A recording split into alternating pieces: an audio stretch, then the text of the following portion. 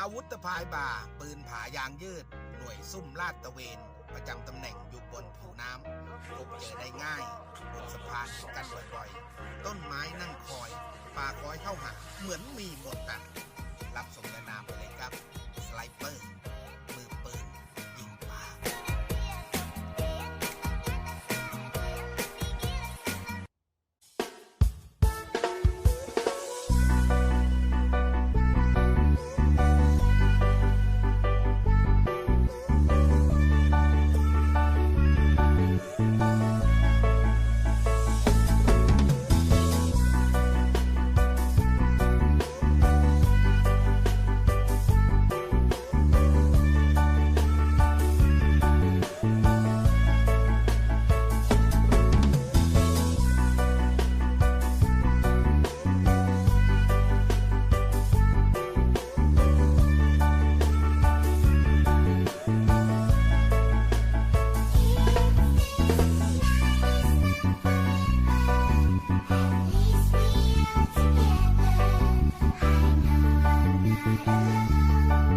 I know